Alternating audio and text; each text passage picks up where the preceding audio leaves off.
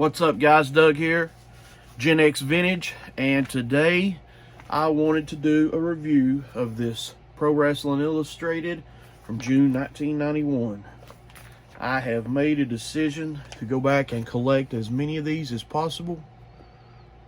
I loved reading these as a kid. Of course, you guys that's my age know that this was the only way to find out stuff from different areas, from the smaller independent shows before the internet. Nowadays you can just go on and read whatever you want to, and it was still wrote in kayfabe here, which I like that. So I just finished reading it the other day, and actually I got this off eBay and it was sealed in a clear plastic shipping bag, just like it came in 1991.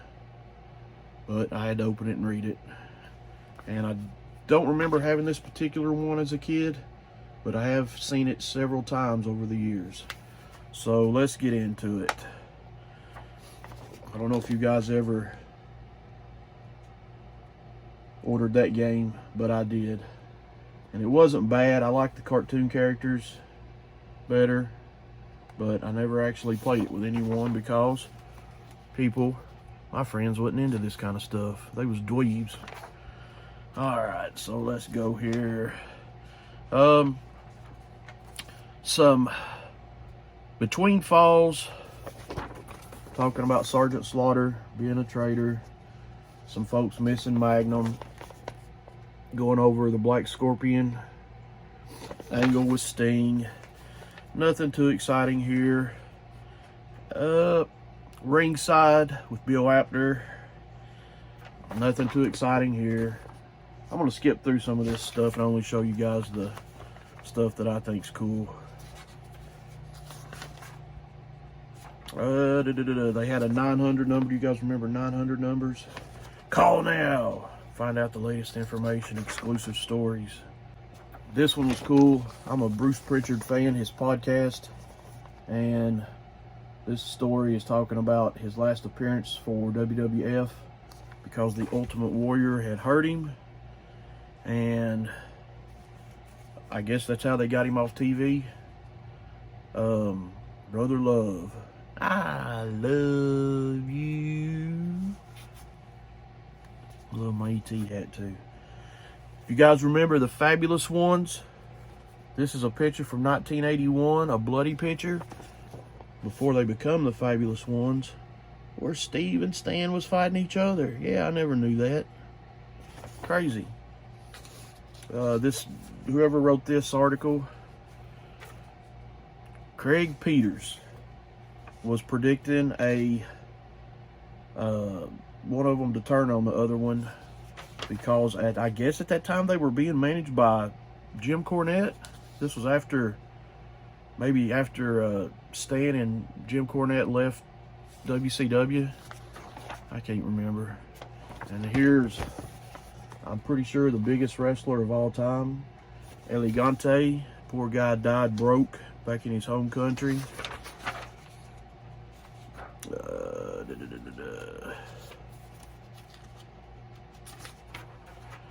Oh, I love these. The top 10s. I'm going to save the top 10 for last. Let's do the others. Most popular, coming in at number 10, B. Brian Blair. Number 9, Steve Dahl. Number 8, Rick Steiner. Now, this is all from all wrestling promotions. 8, Rick Steiner. 7, Roddy Piper. 6, Jerry Lawler. 5, Scott Steiner. 4, Ultimate Warrior. 3, Sting. 2, Lex Luger. And number 1, Hulk Hogan. Most hated, The Hood. I don't even remember that guy. Number 9, Rick Martel. Number 8, Earthquake. Number 7, Terry Taylor. Number 6, Undertaker. Number 5, Arn Anderson. Number 4, Kurt Hennig. Number 3, Sid Vicious. Number 2, Ric Flair. Number 1, believe it or not, Sergeant Slaughter, because he was a turncoat. All right. At this time, it was still the NWA and not WCW yet. So, top 10 for NWA. Number 10, Dan Spivey. Number 9, Tom Zink. Number 8, Bobby Eaton. Number 7, Elegante. 6, Stan Hansen. 5, Terry Taylor. 4, Arn Anderson. 3, Sid Vicious. 2, Sting. 1, Lex Luger. And the greatest of all time, the champ, Ric Flair. WWF. Number 10, Kerry Von Erich. Looking forward to seeing that movie, The Iron Claw. Number 9, Davey Boy Smith. Number 8, Big Boss Man. Number 7, Earthquake. 6, Undertaker. 5, Roddy Piper. 4, Hacksaw Duggan. 3, Ultimate Warrior. 2, Hulk Hogan. Number 1, Kurt Hennig, who was the Intercontinental Champion at that time, and of course their World Champion, Turncoat Sergeant Slaughter. USWA. Number 10, Awesome Kong. Number 9, Tony Anthony. 8, Tom Pritchard. 7, Curtis Thompson. 6, Gary Young. 5, Eric Embry. Speaking of Eric Embry, he lives about an hour from me, and he was one of my favorite wrestlers as a kid. I couldn't wait to come home in the afternoons at 4 o'clock on ESPN and watch. They would rotate from like AWA to USWA. But back then, what I liked was World Class, the Von Erichs organization. And Eric Embry was one of my favorites. And I always wondered what happened to him. Long story short, I got on Facebook, found his daughter, sent her a message. And believe it or not, he called me one night. It was great. So it was a real awesome thing that I got to talk to one of my favorite wrestlers. And without disclosing too much, I'm sure you can find it on the internet. He was involved in a wreck, and he gave up wrestling. He was done. And now he owns a dish installation business and maybe something else. I can't remember for sure. This has been a couple of years ago when I talked to him. But anyway, yeah, Eric Embry. Number 4, Danny Davis. Number 3, Jerry Lawler. 2, Jeff Jarrett. 1, Bill Dundee. And the USWA champion, Terry Funk. PNW. Have no idea what that is. I don't even remember seeing it as a kid. But their top 10, Bobby Blair, Doug Masters, Brad Anderson, C.W. Bergstrom, Al Madrill, The Equalizer, The Grappler, Larry Oliver, Steve Sawyer, The Hood, and their champion, Steve Dahl. UWF. Top 10, Don Morocco. 9, Ivan Koloff. 8, Steve Ray. 7, Iceman Parsons. 6, David Sammartino. 5, Paul Orndorff. 4, Cactus Jack. 3, B. Brian Blair. 2, Bob Orton. Number 1, Steve Williams. And their champion was none to be determined. IWCCW. Number 10, Curly Moe. I guess that was a Three Stooges gimmick. 9, Joe Savito. 8, Cannonball. 7, Eric Sabraccio. I'm a hillbilly, guys. I don't know some of these names. I can't pronounce them. 6, GQ Madison. 5, Sunny Beach. 4, Tasmaniac. Taz? Wow. 3, Mondo Clean. 2, Kevin Von Erich. 1, Vic Steamboat. And their champion, none to be determined.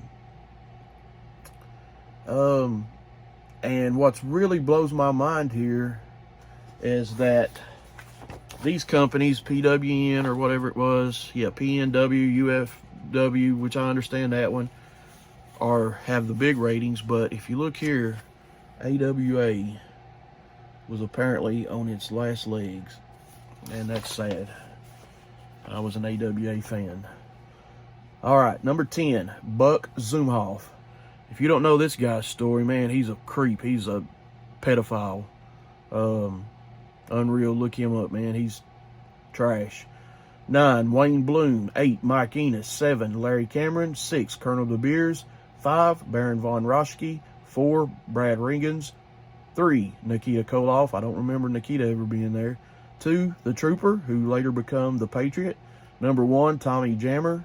And their AWA champion, title vacant. I don't know what was going on with these no champions. But anyway, here is overall no company champions, the top tag teams from all the companies, I should say.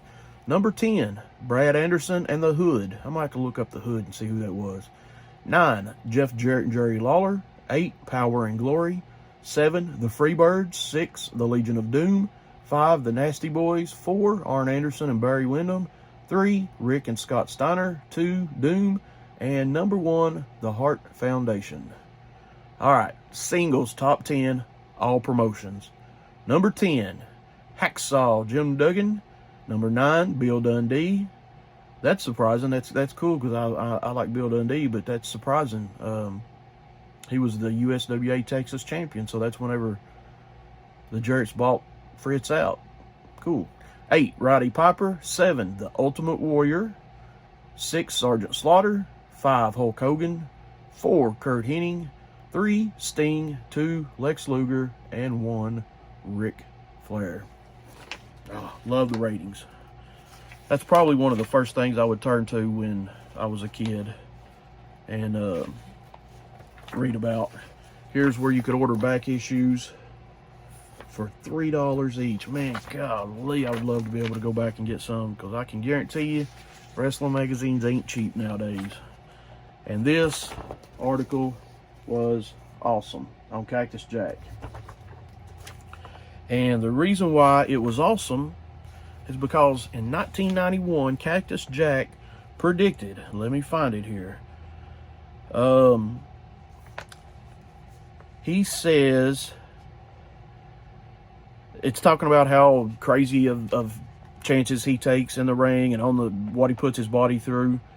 But here it says, it's unlikely Jack will back off from his weird penchant for self-inflicted torture anytime soon. In fact, Jack claims that one of these days he's going to execute the ultimate maneuver, an act so daring that no one will ever be able to top it. June 1991. And I don't know, I talked to a wrestler one time that said that these things, they didn't really talk to the wrestlers. I don't know if at some point they started to or they did and then they quit. But regardless, I think it's so cool that this magazine has this, no matter who predicted it. And then we fast forward to Hell in a Cell, and he takes that big bump off the top of the cage from The Undertaker. That blew my mind. I thought that was really cool. He goes on to say, I have a dream, Jack said, his eyes darting about. I'm wrestling at the Penta Hotel, and I beat up some guy so bad he can't move. Ha! Then I climb. No, not to the top turnbuckle, to the balcony. That's more than 100 feet in the air, right? I climb up on the railing and dive off, fly in the air, and I land right on the guy. The ring collapsed with me on top of the bum for the pin. Man, nobody will have ever seen anything like that. They'd call it the greatest move ever, even if they had to cart me away on a stretcher. Man, that is too cool. Too cool. Him jumping off something other, and I don't think, to me, there's ever been a more bigger spot. You had New Jack supposedly throwing off Vic Grimes, I think it was, off of a scaffold. But that wasn't on a major promotion. This was on a major promotion, the biggest promotion ever was, ever will be. And it had the Undertaker in it. Hell in a Cell. That's just awesome. All right, next, Doom. At that time, Doom was apparently having some problems, and this article was predicting a breakup with Doom. This article about the time Scott Steiner took on Ric Flair and almost beat him. And they're hinting a lot that what if the Steiners face each other, and Scott's saying no, it'll never happen. This article is when Hogan was doing his USA tour of different bases and stuff, which was cool. Hogan did quite a bit of that stuff. You know, this was really funny. Ric Flair is paying the other horsemen bonus payouts. According to this, for the month of December, he paid Barry Windham $75,000, Arn Anderson $85,000, and Sid Vicious $1 million to make sure that he's protected. Wow. You see it making $1 million a month just off, maybe that was a year. Maybe that was a year. I'm going to say that was a year. Yeah, let's go with a year on that. I don't think he was paying that a month. That seems more reasonable. But anyway, that's talking about how he's paying them guys to make sure he keeps his title. This article involved the Nasty Boys and the Legion of Doom, talking about how the Nasty Boys had got over in the WWF bigger than the Road Warriors, or Legion of Doom as they're called there. I think Legion of Doom is the greatest team of all time, bar none. And here's a scouting report on some guys. Greg Valentine, Bobby Eaton, who's one of my all-time favorites. I got a lot of all-time favorites, I guess. Shane Douglas, I like a lot. Barry Windham, a lot. And my boy, Eric Embry. And some guy named DC Drake. I meant to look him up. I don't have any idea who he is. All right. Let's see. Gorgeous Ladies of Wrestling Glow. You could order VHS, I'm assuming. Yeah, VHS would have been what was going on back then. And each tape was $25 plus $3 shipping. Glow, Ladies of Wrestling. They made money on that a long time. I didn't watch the new series. Couldn't get into it. Probably should go back and give it another try. Let's see here. Here's an article talking about Chris Von Erich being undersized and to give him time. And man, that's a horrible story there. A tragedy, tragic family. Some stuff that was continued. More stuff that was continued. More stuff that was continued about Steiner and Flair. I never understood why they would have the magazine article and then they would skip to tell you to continue to page 48 or 56, or maybe it's some kind of marketing employee to make sure you looked at the whole thing. But man, I devoured the whole thing. Didn't miss anything, even if it was boring. All right, arena reports. This is where I guess people would write in from states and tell about matches that happened. Sorry about that, guys. Something popped up on my phone. Something happened in their area. Since I'm in Kentucky, I'm going to read the cards. There's two cards, both in Louisville. The first one is a WWF show. Mountie beat Jim Powers. Hacksaw Duggan pinned General Adnan. The Nasty Boys beat the Bushwhackers. The Undertaker pinned Tugboat. Roddy Piper beat Intercontinental Champion Kurt Hennig by disqualification. Davey Boy Smith pinned Dino Bravo. The Rockers beat Smash and Boris Zukov, who was substituting for Crush. And I read earlier in this magazine what was going on with Crush. I don't remember. Oh, man. Sorry about that. And then WWF World Champion Sergeant Slaughter beat the Ultimate Warrior in a cage match in Louisville, Kentucky. That would have been cool to see. All right, the second card was a USWA card. Dirty White Boy Tony Anthony and Doug Gilbert beat the New Kids. No idea who that is. Ben Jordan beat the Headhunter. Dan Davis beat Doug Gilbert by disqualification. Jeff Gaylord beat Matt Bourne. Chris Thompson beat Terrence M. Garvin by disqualification. The Pit Bulldogs beat Cody Michaels and Jerry Lynn. Southern Champion Jeff Jarrett beat Robert Fuller. USWA Tag Team Champions, the Fabulous Ones, beat Jerry Lawler and Bill Dundee when Stan Lane pinned Lawler. That would have been cool to see. Huge fans of the Fabs. Here is the Wrestling Inquirer. I don't remember anything jumping out too exciting. No, talking about DiBiase may steal Sensational Sherry from Randy Savage. And here is a career close-up. A history of Jim Duggan. Oh, and a big poster. And I don't know if I showed the back, but there's Paul Orndorff. And you could call the UWF at $2 per minute. That's quite a bit of money for back in the day for a kid. I guess a lot of kayfabe adults was calling to find out the latest.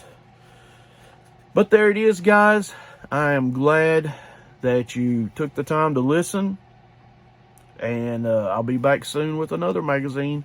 I've got some from the early 80s, mid 80s that I've ordered. And I'm reading one right now, I think from, I don't know what month, but it's from 1980. And I'm looking forward to doing a review on that. So until next time,